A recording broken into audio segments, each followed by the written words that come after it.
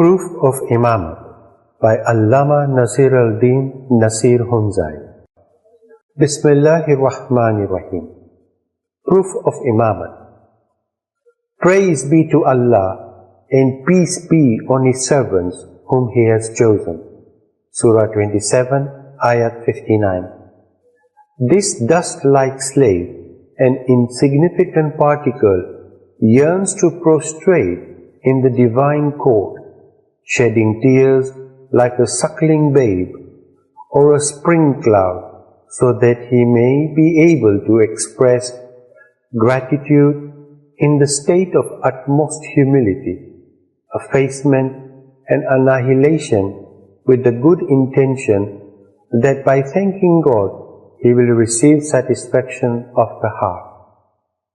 It is true that this humble servant, Partawi Shah, which is Nasir al-Din, is an insignificant student of Hakim Pir Nasi Kisra. Therefore, it is inevitable that in my efforts to spread true knowledge, whatever is related to intellect or logic, or to the teachings of wisdom, is all due to the blessings of the holy and pure Imam of the time and to the celebrated Pir, and whatever is crude and imperfect belongs to this humble slave. Although proof of Imamat, Subut-e-Imamat, is a very small book and was written long ago, yet some learned friends appreciating it say that its concept of the principle of excellence is really marvelous and extremely attractive. It embraces a revolutionary concept of the study and observation of nature, and the proofs and demonstrations contained in it are certainly unique, as they are based on the evidences and realities of the external world, afaq, and the internal world, anfus. According to my principle, I would like to mention some important points here about true knowledge related to the fact that everything which belongs to God is extremely astonishing. For instance, His book, Quran, contains the gist of all heavenly books. The universe contains innumerable universes, the human soul innumerable souls, and the personal world, all personal world, including the personal world of the Imam potential. Thus, for the people of intellect and wisdom, the great glad tidings in this is that the wealth, treasure, kingdom and light which are potentially given to the children of Adam are a reality. But in order to see them actually, they have to continue to acquire knowledge and to do ibadat. It will be our practical well-wishing for the inhabitants of the planet Earth that we should strive to show those hidden wisdoms of the Quran and Islam, in the light of which every wise person becomes sure that God does not destroy any human soul, even though there is temporary hell in the form of ignorance, which must be condemned, because whether it is related to religion or to the world, it is the enemy of intellect and wisdom.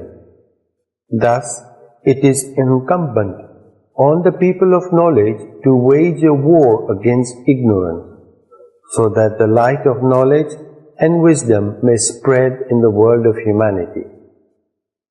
This year, 1993, by the grace of God, I went on a brief visit of the great country of France, in response to the sincere invitation of my very dear and respected friend Karim Imam Dad. I was there from the 2nd July to the 7th July in the beautiful city of Paris. Many interesting things happened there, which have certainly been recorded by the honorable scribes, Surah 82, Ayat 10 and 11. Here I will only mention the event which is very important. When I was interviewed for French radio, during the conversation explaining my method of work, I said, I was born in an Ismaili family, and therefore it is natural that I should do some service of the Ismaili community. Then my religion is Islam, and my country Pakistan. Thus, Alhamdulillah, I cherish the service of my religion and country. And finally, I am a human being, therefore why should I not defend and serve the world of humanity? There cannot be any contradiction between Islam and humanity. Thus, the service which is rendered in the name of religion is also useful for the world of humanity. The Holy Quran in Surah 2, Ayat 213, in its wisdom-filled way, alludes to and implies that before the advent of the prophets, all people were like one community. Whether this event happened in the personal world, or on the planet Earth, or on any other planet, and whether this unity and integrity belongs to dense bodies or subtle bodies, it definitely belongs to the cycle of humanity. In Surah 2, Ayat 36 and 38, the descent hubud from paradise of Hazrat Adam and Hazrat Hawwa and their numerous companions is mentioned. In this connection, the command of descent, Ihbitu, Surah 2, Ayat 36 and 38 is mentioned twice. Thus, in the first command, they descended on the earth, flying down from the planet of paradise, in order to keep this extremely great treasure of secrets safe until the time of Hazrat Qayyum. They are called jinns. Then, as a result of the second command, Surah 2, Ayat 38, they were transformed from the subtle body into the dense body. These were the jinns who used to live on the earth prior to human beings, and these were the people who used to live as one community before the cycle of prophets as mentioned in the above. I bow to and salute the grandeur and majesty of Islam. I revere human nobility, and God knows why I remember all my Azizan so intensely and abundantly. Perhaps in the background of this, there is the blessed guidance and mercy of God, so that all of us who are attached to this sacred service of knowledge may be able to accomplish our work with joy and happiness. All our Azizan in the East and the West are very happy when they look at the books, translations, printing and publication accomplished here. A memorable example of this was demonstrated in America in a special meeting. In this meeting, the office bearers praised the service of knowledge profusely, and Chief Advisor Akbar Ali Bhai suggested that on the occasion of the accomplishment of such magnificent and unique feats of knowledge, if we cannot weigh you with bars of gold or silver, we can definitely weigh you in flowers. I said, my dear, for a darwish, it is not possible to bear the heavy burden of such a great honor and repute, and this accomplishment does not belong to me alone, and there are many superb powers involved in it.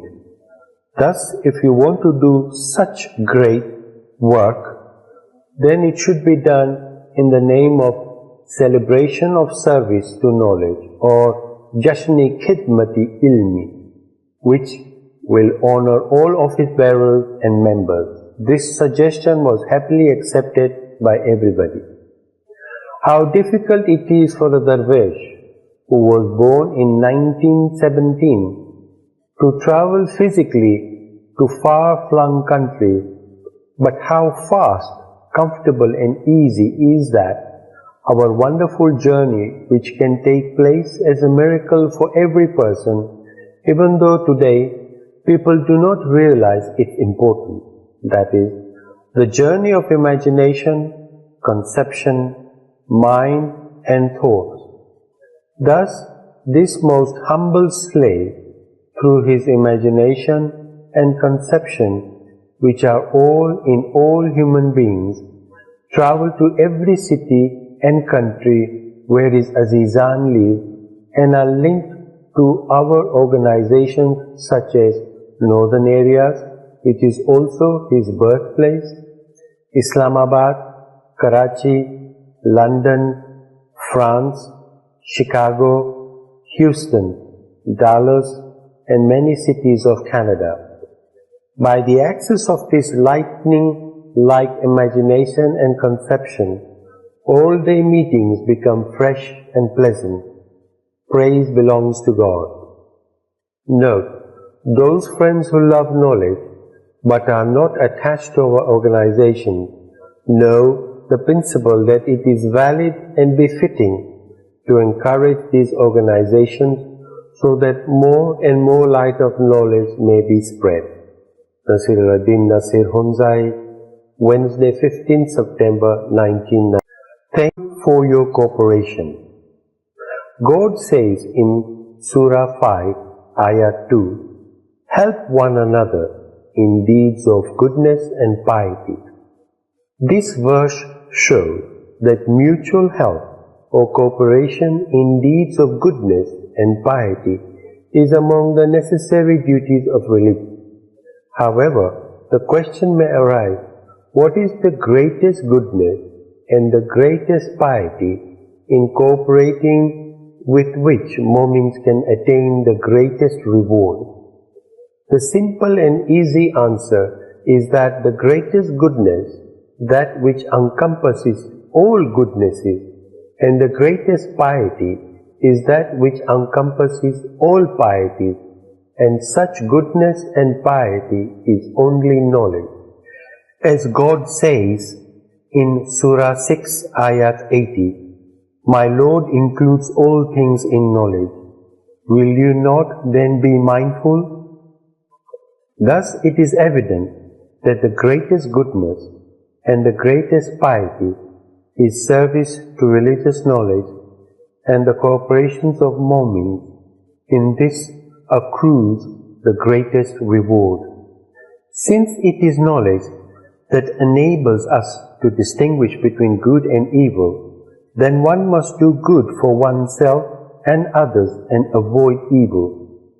It is only knowledge which is an unlimited and ever-reaching wealth from which every individual in religion and nation can receive an ample share in the present as well as in the future.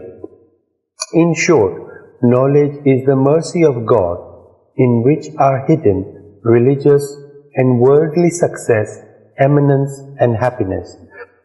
Abundant thanks to Almighty God that most members of the community who love knowledge and progress render every kind of cooperation in reviving and disseminating knowledge.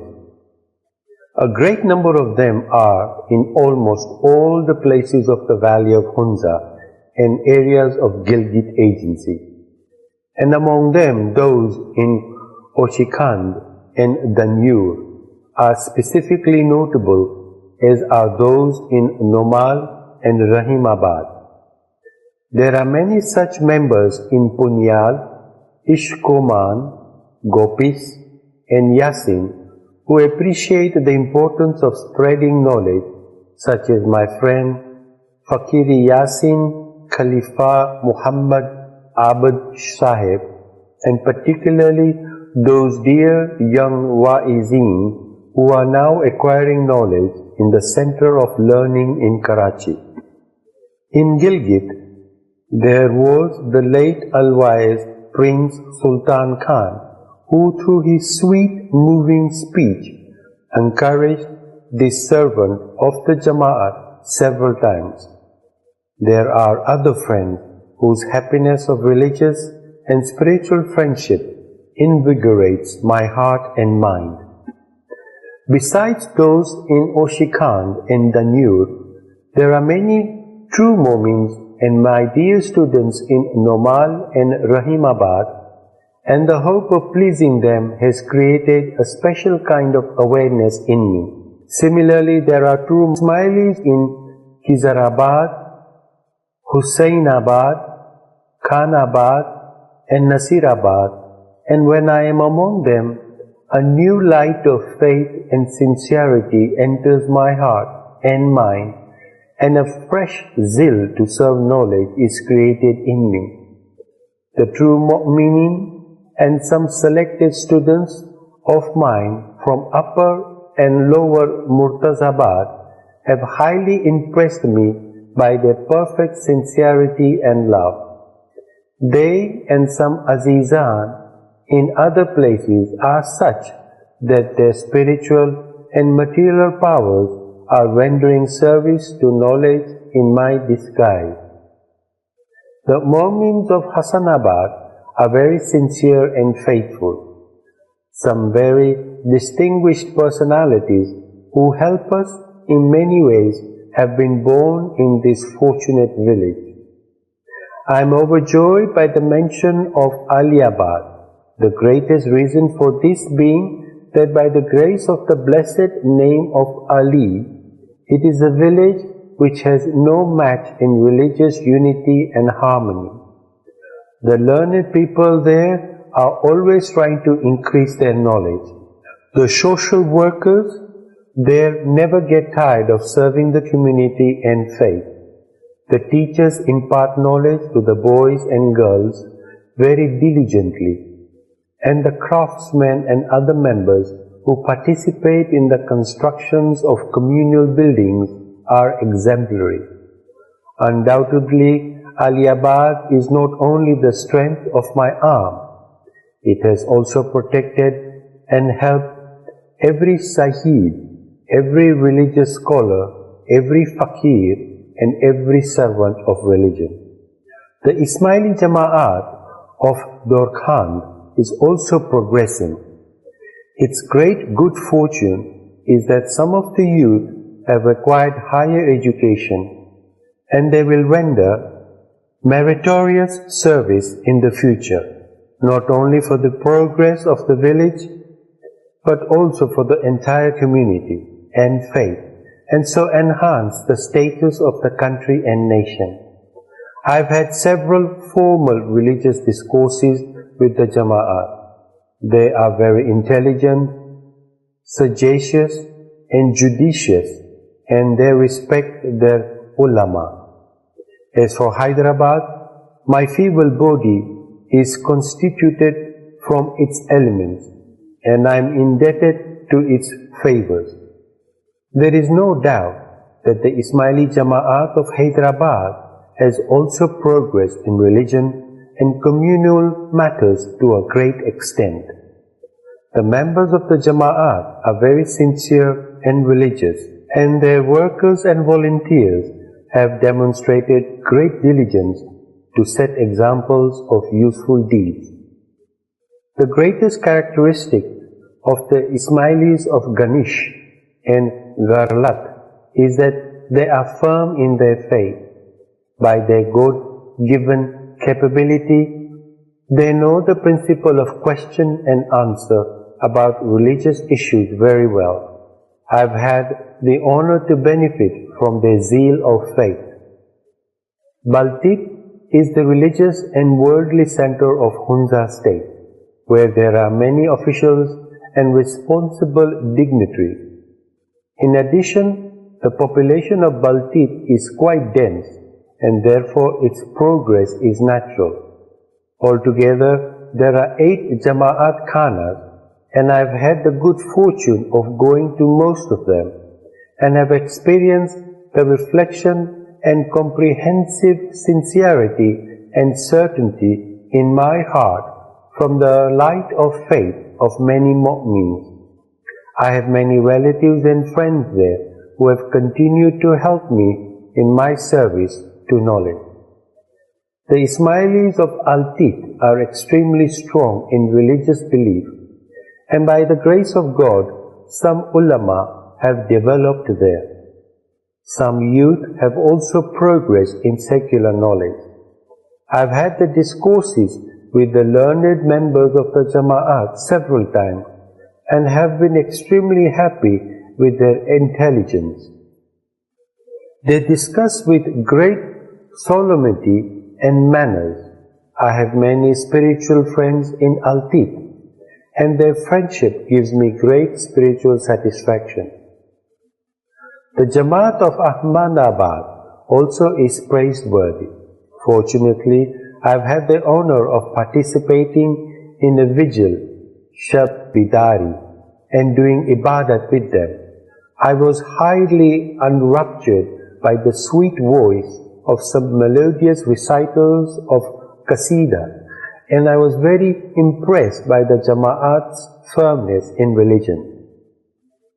Gulmit is the capital of Gojal area, and the Jama'at there is unique in the fulfillment of religious practices. The hearts of the Ismailis of Gojal are replete with sincerity and love for religion. The Jama'ats of Gulmit, Husseini, Fasu, Khaybar, Murkhan, and Upper and Lower Shores are all extremely firm in religion and very affable. Recently, the additional virtue of effacement in ibadat and divine remembrance has been observed in the Jama'at of Murkhan, Upper and Lower Shores, and Khudabad. The spiritual events of sincere and true moments of Misgar are truly amazing and astonishing as a result of their religious zeal and zikr ibadah. I was lucky that on different occasions I lived with the Jama'at of Misgar for months and weeks with a collective duration of at least 3,000 hours. It is true that I have seen their ever-increasing prosperity and success in religion each time, and particularly this year. This time, the educated members of the Jama'at presented an address to me, which has given me tremendous courage, and from its content and literary ability, it can be estimated that the star of knowledge and letters has risen at Misgar. 1,000 copies of this booklet is among the fruits of the admirable help of the true Ismaili Jamaat of Misgar. I expressed my gratitude to them for their far-reaching religious service and acknowledge with heart and soul that the educated and the entire true Ismaili Jamaat of Misgar has always helped Khana Hikmat and Idarai Arif. There is no doubt that for the sake of new spiritual experiments, special majlis of loud zikr jali, are held in Murtazabad or Shikandas and other places. Sometimes a fortunate mu'min is seen intoxicated or shivering in humility due to divine remembrance, even in ordinary spiritual majalis, but the way the true mu'mins of Misgar have naturally and miraculously demonstrated ardor and effacement is so inspiring and memorable that God forbid, even if I try to forget, it will not be possible to do so. The Ismailis of Chitral have also made much progress, both in a national and communal sense. They have established educational and other organizations and have also opened branches of health centers. They are extremely religious and sincere, and their workers are endowed with high ambition and courage. I have many friends among the Ismailis of Chitral who have encouraged and helped me in every respect. I have some special friends among the Ismailis of Rawalpindi and Sargodha who have always helped me in my service to knowledge, and I am proud of and happy with their friendship. There are many of my students and friends among the Ismailis of Karachi who have helped me in many ways. Educated and progressive members of the Jama'at are very dear to me. Their friendship and love always gives me happiness, which mostly helps and supports me in my work. Wassalam. Yours sincerely, Nasir Hunzai, 7th February 1960. And everything is encompassed in the Manifest Imam, Surah 36, Ayah 12.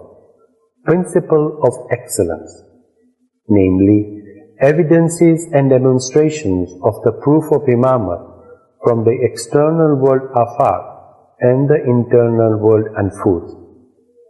If a wise person reflects on the coherence and order of this world of multiplicity, he will definitely come to know that the universe and the creatures in it consist of different kinds or parts, and every large part consists of various small parts. The dominating principle is that just as there is one excellent and higher individual in the large part, so also there is an excellent and higher individual in the small part, whether they are with or without life. This principle is called the principle of excellence, and accordingly, reasons for the proof of Imam of the time, his excellence, and the importance of his continuously remaining present in every age will be presented. God is created by the collective act of the universe and the existence. In this respect, it is true to say that the universe and the existence are together like a gigantic tree, and man is its fruit, as Hazrat Hakim P. Nasir says in his Roshnai Nama, Darakt ast in jahanu miwa ma'in, ki kuram bar daraktiur bar a'in. This universe is like a tree, and we are its fruit, because it is we who happily grow on it. Thus, whatever is scattered in the universe materially is gathered in men spiritually, just as whatever exists in the tree in an actual, apparent and scattered form exists in the kernel in a potential, hidden and united form. Thus the fruit is produced by the tree, and the tree grows from the fruit. It is evident from the discovery of the above mentioned fact that the creative form of the universe and man, or the external world and the internal world, is the law of God and His practical book, in which there is no room for any kind of doubt, because its signs are clear and visible in a practical form for the people of insight. It is a fact that the book, which is free from any kind of doubt, can eventually become the source of certitude for all people, as God says in Surah 41, Ayat 53.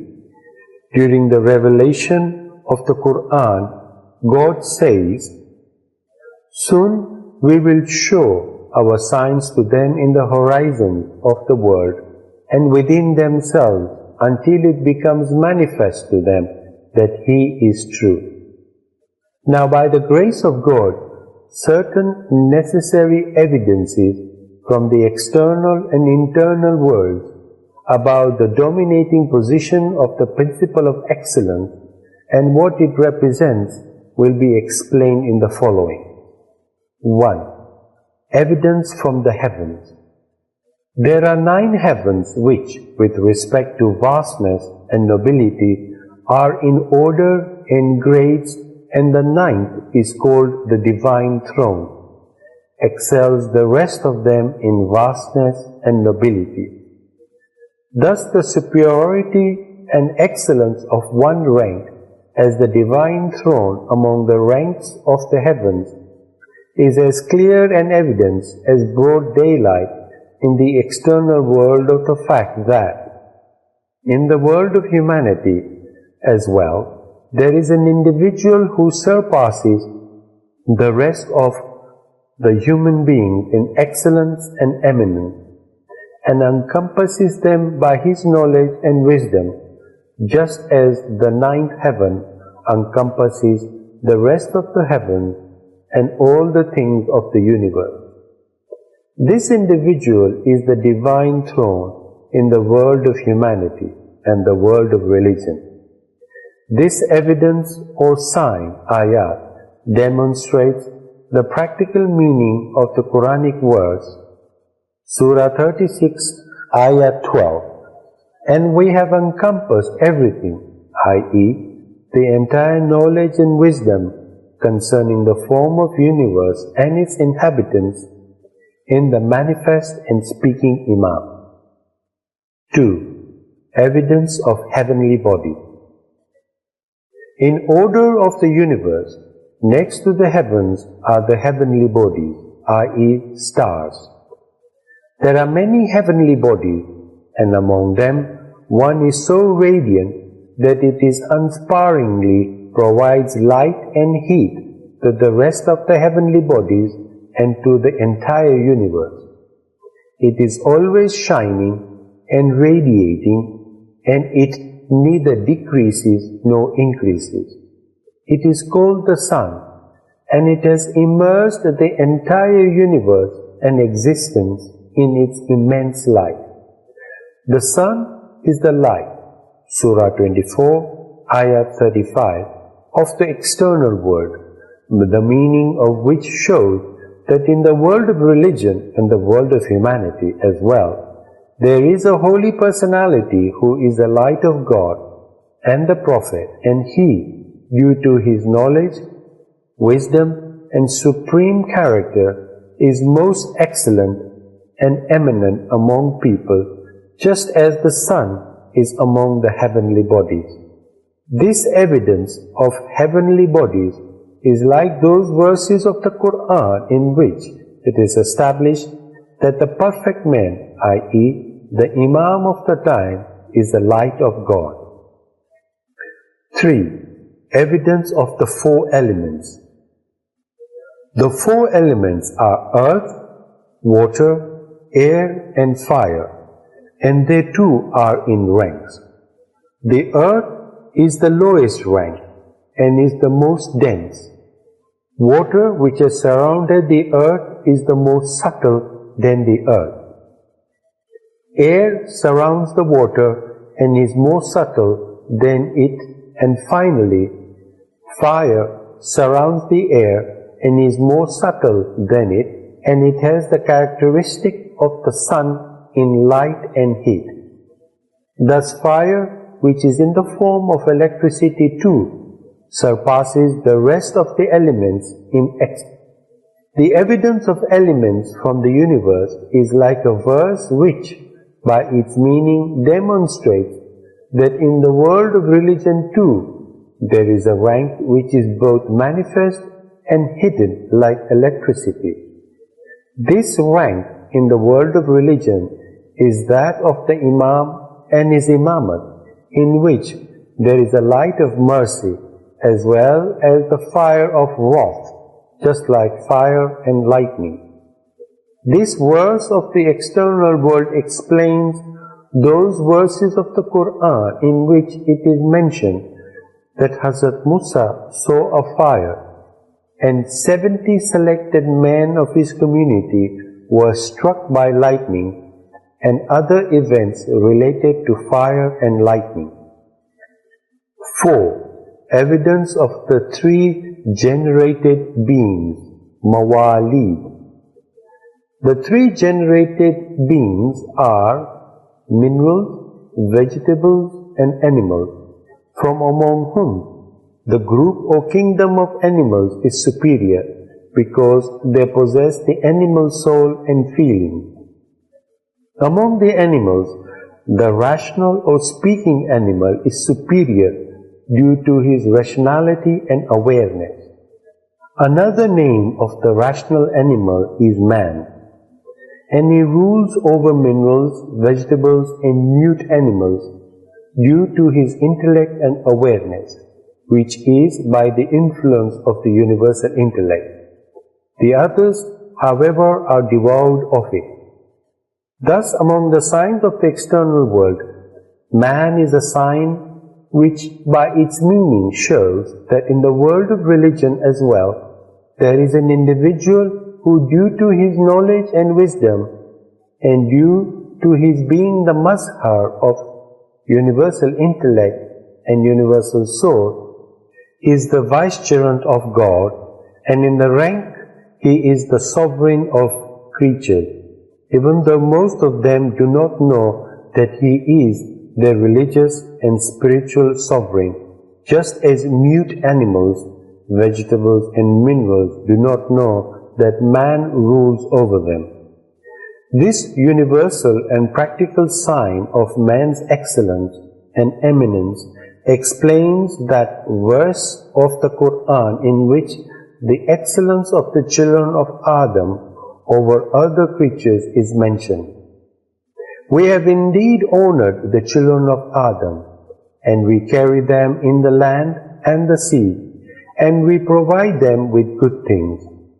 And we have exalted them with a marked exaltedness over most of those whom we have created. Surah 17, Ayat 70. In this verse, the phrase children of Adam alludes to Hazrat Adam's selection by God and his knowledge, wisdom, and vicegerency on the one hand, and on the other, that the true child of Adam will be the one who is close to his attributes in knowledge and wisdom. It is only such persons who will be entitled to be called the children of Adam, and they are the prophets and the Imam alayhi salam. 5. Evidence from the religions of the world. What do the religions of the world testify by their circumstantial state? The answer to this question is that in this world there is no religion without a founder whom the ardents love and believe in. The implicit meaning in their beliefs, rites, and rituals today is that had the founder or someone like him, or at least someone inferior to him, been living now, they would have been in a comparatively better position. Further, there is no religion in this world whose basic necessities do not indicate that for the sake of religious and worldly guidance, the existence and presence of the true guide, the Imam, is extremely necessary. Thus, the principle that people should have recourse to a so-called religious guide in religious problems still dominates every religion. This state of the religions of the world is an irrefutable proof of the fact that the concept of Imamat is absolutely correct. And in this connection, those who have a living and present Imam are in the right.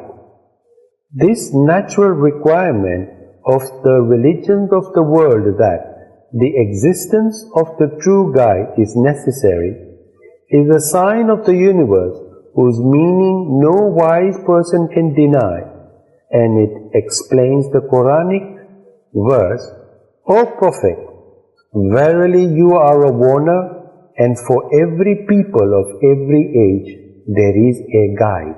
Surah 13, Ayat 7. 6.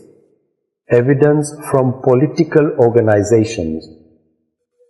There has always been some ruler or the other, whether an autocratic king, or a president of a republic, or a chief of a tribe, whether in a religious position or a worldly position.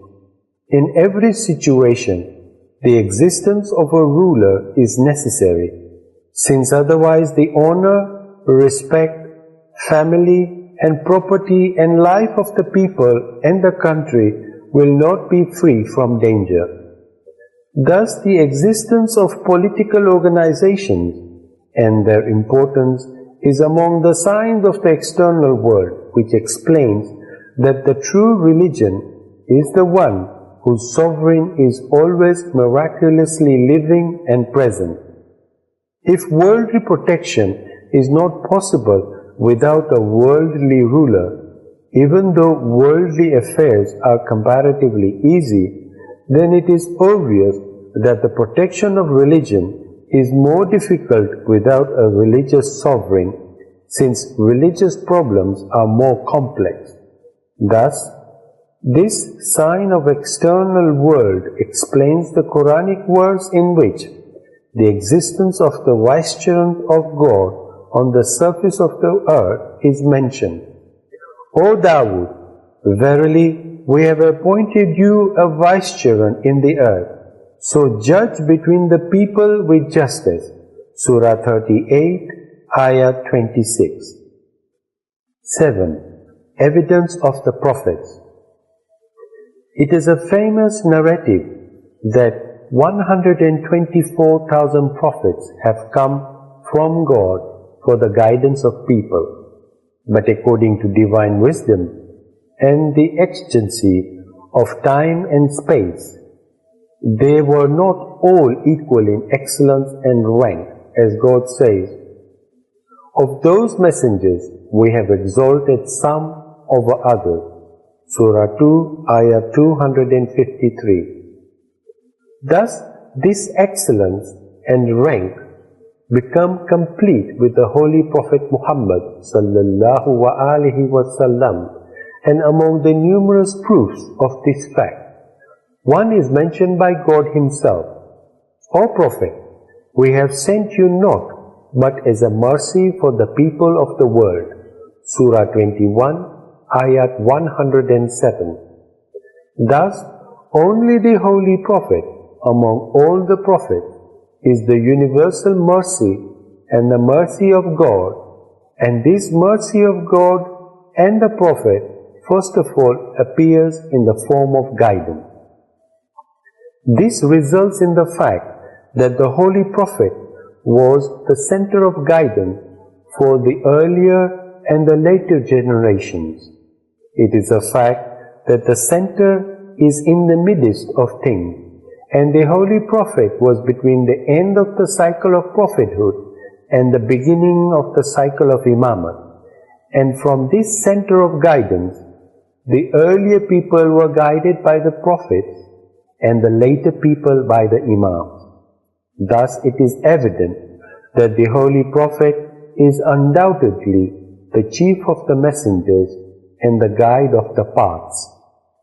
Thus, it is as clear as broad daylight that the existence of religious and spiritual head appointed by God is necessary for the people of every age.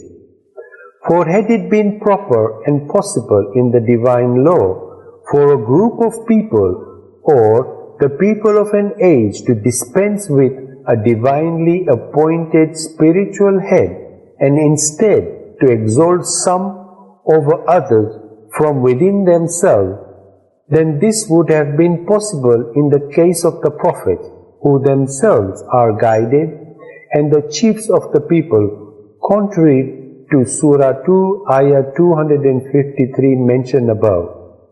In this connection, if someone says that the heavenly book is sufficient for the guidance of people because by religious headship is only meant guidance and nothing else, it can be said that the Holy Quran is definitely the final heavenly book, and according to the principles of profound wisdom, it is so unique a book of divine guidance that jinn and mankind together cannot produce its like, and with these attributes, it was spiritually in the heavenly books of the earlier communities as well. As God says, verily the Quran is in the scriptures of the early communities. Surah 26, Ayat 196. Those books were in their own languages, but despite this, when their ulama were attempting to understand their realities and recognitions without the luminous guidance of the true guide, their attempt was abortive. Rather, they used to perpetrate the crime of belying the messengers of God, the reasons for which are, when by their own efforts they could not reach the realities of the heavenly books, they concluded according to their logic that these are the only meanings of the heavenly book, and more than those there is nothing beyond. Or they concluded that there are many meanings of the heavenly book, but there is no one to tell us. In either case, they belied the Prophet. In the first case, except for superficial knowledge, they considered the rest of the sciences as nothing of importance. As a result, according to them, the heavenly books have become devoured of the treasures of miraculous wisdom, and simultaneously the prophets also became devoured of the miracles of knowledge like ordinary people, and in this way they belied them. In the second case, they blamed the prophets for not making any permanent arrangement of guidance for their future communities. That is, by their own efforts of imparting knowledge, they could not prepare a person to provide the sustenance of knowledge for their community and inform them of the realities and recognitions of the heavenly books according to their right. Thus, what God says about those who belie the Prophet is as follows: those before them belied, and they have not attained even 1/10 of what we gave them, yet they belied my messengers. How intense then was my abhorrence of them. Surah 34, Ayat 45. 8. Evidence of numbers. There are many divine secrets in the natural agreement of the nations of the world in the basic figures or symbols of counting. These figures, according to all of them, are 10, which are as follows: 0, 1, 2, 3, 4, 5, 6, 7, 8, 9. These figures are also called numbers, which show the quantity of things just as letters show their quality. A great difference between numbers and letters is that each of the numbers shows the quantity of a thing even on its own, without combination. But this possibility is lacking in letters. The purpose of this explanation is that in ascertaining realities, the proofs of numbers are very firm and tenable. The reason for this is that in the determination of numbers, there is certainly the hand of God. Therefore, among the nations of the world, there is no disagreement in the principles of their values and calculations. Among numbers, 0 is the example of the spiritual world because it is above quantity. That is, counting does not apply to it because soul in itself is an indivisible substance except when it is related to different bodies, just as 0 individually does not represent any value. In fact, in any level of calculation, when it is used on its own, it negates the quantity of that level. But no doubt, when it is used with another number, it represents a quantity with the help of that number. Thus, it is evident that 0 is the example of the spiritual world. 0 is followed by 1, which is the example of the ninth heaven. Because it is the middle rank between spirituality and corporeality, that is, beyond the ninth heaven is the spiritual quality, and within it is the corporeal quantity, just as before 1 there is 0, which is the example of the spiritual world, and after 1 there are 8 numbers, which are the examples of the 8 heavens within the ninth heaven, which together are called the physical world. This explanation also shows that the superiority of one among all things of species is natural. Thus, in the species of man as well, there is an individual who is unique in his time in the perfection of human attributes, and who naturally and miraculously is the source of intellect and soul for the rest, just as the number 1 is the cause of the existence of the rest of the numbers, because the units of every number have the support of the meaning of the number 1. Thus, the one who is matchless in his time and whose excellence is demonstrated by the example of numbers is the perfect man, i.e., the Imam of the time, and this evidence of the external world confirms the evidence of the Quran, which says, O Prophet, say, I exhort you about one reality. Surah 34, Ayat 46. 9. Evidence of letters. There are 28 letters in the Arabic alphabet. The first among them is the letter Alif. The shape of Alif, like a straight line, vertical, is as though a sage is indicating towards the heaven with his finger. The indication of the sage consists of the following meanings. 1. Although God is everywhere, in view of His sublimity, this indication to Him is permissible. 2. It means 1. 3. It means straightness and truthfulness. 4. It means to draw attention towards the higher world. 5. It means priority and beginning. Thus the figures of the letter whose indication is towards such supreme realities precedes the rest, and as such a letter is only Alif. According to the principle that one among the things of every species is the most excellent and eminent, there is one most excellent and eminent letter among letters too. This evidence shows that there is an individual who is the most excellent and eminent among the individuals of species of man as well. And the indications of the letter Alif are applicable to him as follows. 1.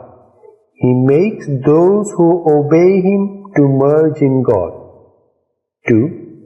He makes them aware of the reality of Tawheed. 3. He guides them to straightness and truthfulness. 4. He draws their attention toward the hereafter. 5. He is the mazhar of the universal intellect, therefore he has priority and superiority over the rest of the people. Thus this sign of the external world is like the Quranic verse which is, and the foremost in good deeds are the foremost in ranks also. Those are they who are nearest to God. Surah 56, Ayah 10 and 11. Thus, Alif is the example of the foremost ones, because this letter precedes other letters, both in order and in its vast meaning as well. 10. Evidence of the heavenly books. It is unanimously agreed by Muslims that just as the Holy Prophet is the chief of all prophets, so is the book which was revealed to him, the most exalted, perfect and comprehensive of all the heavenly books. Thus, from the treasure of the heavenly book too, it is established that the superiority of one thing among the things of a species is but natural. It is thus obvious that the same principle also dominates the human species. That is, among all human beings, one is the most exalted and eminent, and he is the Imam of the time and the true guide. He is the means of guidance and the fountainhead of knowledge and wisdom, like the Quran. Rather, he himself is the living soul of the Quran and its light. And this is one of the greatest miracles of the Holy Prophet, that there is always the living light in this world together with his book. This sign of the external world testifies to the Quranic verse in which there is the mention of the evidence of the truthfulness of his messengership and prophethood on the one hand, and on the other, the necessity of the existence of a person who has the knowledge of the heavenly book in every age. And the verse is, O Prophet, say, Allah is sufficient as witness between me and you, and He who has knowledge of the heavenly book. Surah 13, Ayat 43. The above mentioned verse refers to the wisdom in Islamic law that in every important matter, two reliable and just witnesses who have seen the whole matter with their own eyes are appointed. Thus, the first witness of the extremely great event of the messengership of the Holy Prophet was God Himself, and the second witness was the light of God and the Prophet, who was present during the appearance of all those great spiritual events which happened to him from the cave of Hira to the place of Mihraj, and from Mihraj to the last breath, and that holy light was in the personality of Maulana Murtaza Ali alayhi salam, and that light is still living and present in the attire of the Imam of the time. This wisdom is clear from this verse, because if there are still deniers of the messengership of the Holy Prophet in this world, then why should there not be two witnesses of it as well? It is evident that the Imam of the time is the light of Maulana Murtaza Ali, and the same light is the soul of the Quran, in which are all the sciences of the Quran, consisting of the signs and symbols of luminous concepts, pure imagination, spiritual allegories, voices without tongue and perfect words.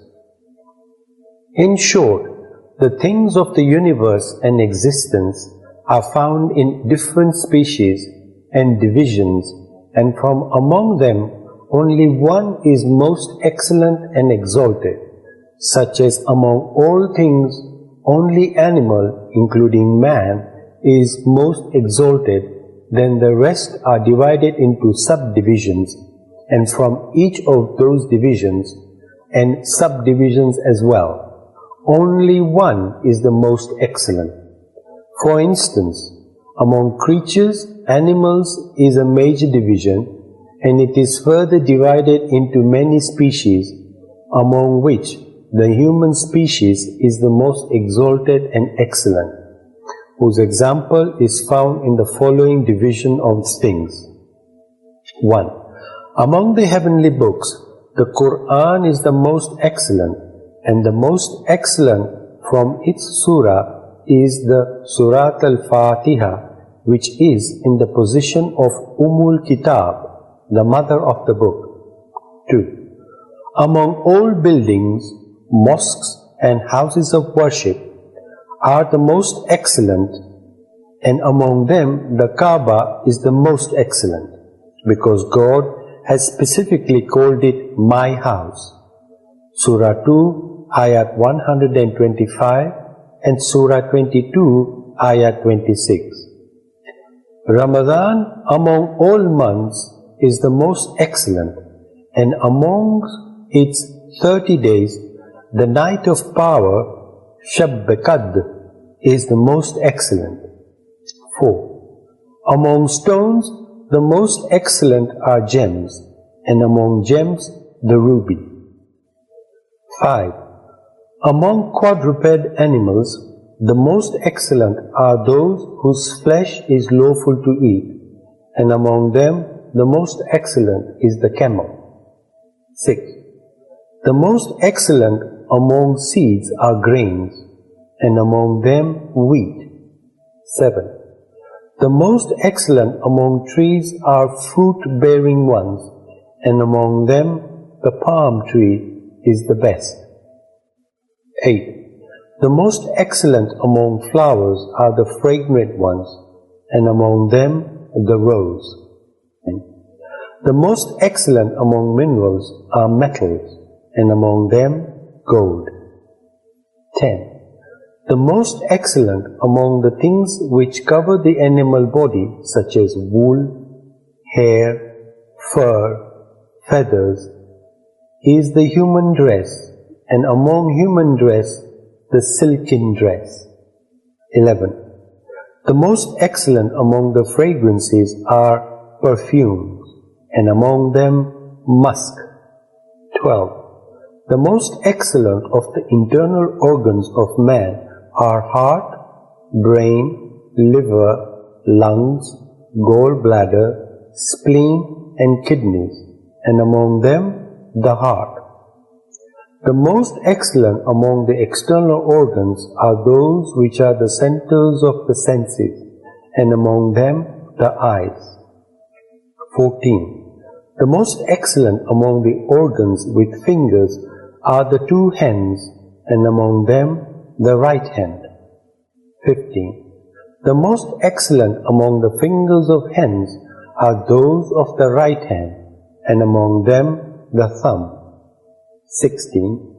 The most excellent among the inner faculties of man are the rational faculties, and among them is the faculty of remembrance, because spiritual miracles are hidden in it, and all other faculties are nourished by it.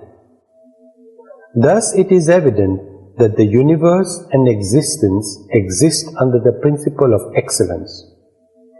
According to this principle, first of all, God selected Hazrat Adam for the sake of prophethood and Imamat, and this chain of selection continued in the progeny of Hazrat Adam till Hazrat Nuh, and in his progeny till Hazrat Ibrahim, in his progeny till the Holy Prophet, and with the Holy Prophet the chain of prophethood came to an end.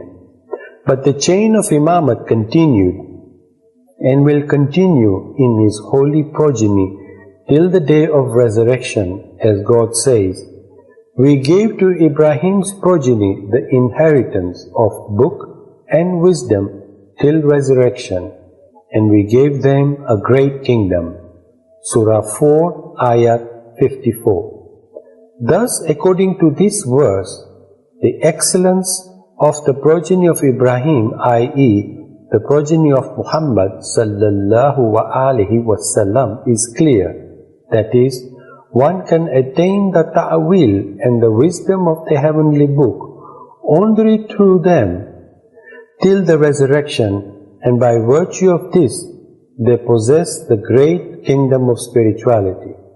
Since the ta'wil and wisdom of the heavenly book is necessary forever, therefore the Imam from the family of Ibrahim alayhi salam and Muhammad sallallahu alayhi wasallam is always living and present in this world. Since the independent sovereign can only be one, therefore the permanent Imam, who is the king of religion, is one, and who in the cycle of prophethood is apparently in the position of wazir of the spiritual king, as was Maulana Murtaza Ali in the time of the Holy Prophet, who was the king of religion. By divine grace and favor, the principle of excellence has been explained. Mankabat Nuri Imamat, glorification of the light of Imamat, rhymed in English by Sara Punja. 1. Question. After our beloved Prophet, who became our guide? Answer. Ali, the chosen one, who fights on Allah's side. 2. Question. Why did God call Ali the manifest Imam? Answer. To guide us on the right path and keep us safe from harm. 3. Question. Who was chosen at Ghadir? Who did Allah find? Answer. Ali, the Prophet's successor, the very best of mankind. 4. Question. Who carries our religion's flag? Who leads the spiritual fight? Answer. Ali, the consistent attacker and keeper of the light. 5. Question. After God and His Apostle, who must we obey? Answer. Our Imam, the light of God, judge of the very last day. 6. Question. Who was so brave in battle? Whose mount was known as Duldul? Answer. Ali, the sovereign of man, commander of the faithful. 7. Question. When did the holy light of our Imam first arrive? Answer. At the beginning of time, from Allah the Wise. 8. Question. Who is the keeper of all knowledge? Who holds the key? Answer. The Imam of the right path, Ali and only He. 9. Question. Who is the door to religion? Tell me, O wise one. Answer. Ali, the pure light, more glorious than the sun. 10. Question. When did the chain of the light begin? Answer. When Adam was chosen to save man from sin. 11. Question. Why did all the angels to Adam prostrate? Answer. Because the light was in Adam, as in Ali the Great. 12. Question. Who is the apostle's soul and soldier on Allah's side? Answer. King of the kingdom of devotion, Ali, our beloved guide. 13. Question. Indeed, He is the one, but where can He be found? Answer. Seen with the inner eye when your heart is sound. 14. Question. Who has been chosen? Who bears the throne divine? Answer. The light of the Imam, Allah's holy sign. 15. Question. Who wears God's ring with the gem of wisdom? Answer. Our holy Imam that rules religion's kingdom. 16. Question. Tell me, what is it that surrounds everything? The essence of Imamat, our religion's king. 17. Question. Is there an everlasting lamp that shines a perfect light? Answer. Yes. the light of Imamat that illumines inner sight. 18. Question. O Nasir, who says our Imam is very far from here? Answer. Yes, but only physically, for in my heart he is near. Bismillahir Rahmanir Rahim. Address. Highly respected Allamah Nasir Nasir Hunzai Sahib. Ya Ali Madad. Sir, we are very grateful to you that despite your numerous preoccupations, you kindly spared your precious time and graced us for the sake of the service of the holy faith of Maulana Hazrat Imam and for religious and worldly guidance and betterment of the community. You blessed us with your inspiring companionship and showed us the path of salvation in a short time. Sir, you have been rendering these religious services for a long time. It's been a distinctive sign of yours to bid farewell to colorful worldly pleasures and to devote yourself as a torch light of the path to show the way of salvation to the entire Ismaili world. It is true that closeness to God provides precious delight to the heart and eyes, but how can one attain it? For ignorant people, it is an insoluble problem which can be solved only by the enlightening sermons and exhortations of an Arif with knowledge and good deeds. That is, to expose the magic-like deceptions of the world, to create discernment between good and bad, and to teach one to walk on the path of purification of the soul is the work of an Arif who acts upon what he says and whose heart is enlightened. Thanks to God that in these difficult times we are blessed with the presence of an Alim and an Arif at home.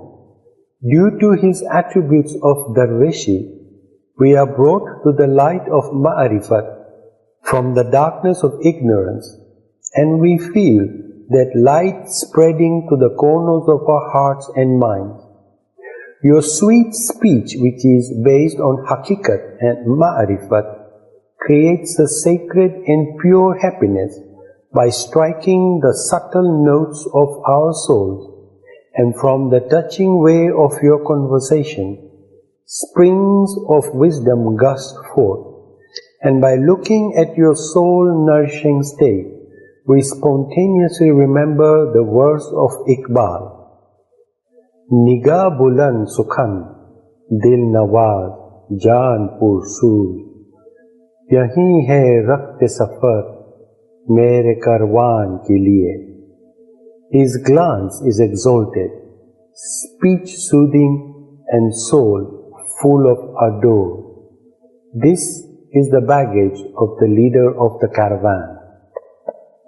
Looking at this divine grace, we yearn to sacrifice ourselves 1,000 times for his self-sufficiency, that he wants to shelter us, the ones entangled in the mud of sins, under the luminous skirt of his infinite mercy, that he has chosen for us a doctor who does not have a match among the doctors of the present time. As a poet says, Ehle nazar, ehle kamal, ehle kalam, hum jaise, ढूंढ के तुम देख लो दुनिया में कहाँ मिलते हैं. People with vision, skill and letters like us, try to find them. Where can you find them? May Maulana Hazrat Imam grant you the reward of this service in both the worlds. Truly, as a renowned religious fakir, you do not spare your life, and you bear difficulties in the service of the sovereign of both worlds. Respected Sir, these services for religion and community befit your status. Congratulations, you are blessed from the time of birth till the present. Respected Sir, why are the lines of sadness spreading on our faces? Why do our souls grieve despite making the beautiful abodes of spiritual spring in the desolate corners of this world? Why do our hearts, illumined with the light of faith, feel dim? Why do our goblets, brim full with happiness, overflow with the grief of sadness? Is it because our great benefactor, after enabling us to walk on the right path, is going to another town to illumine them with the light of knowledge and to remove the darkness of ignorance, and we cannot bear his separation, and therefore we are sad? No, we should not be sad. Rather, we should kiss with affection and devotion the faith-increasing waves of religious light.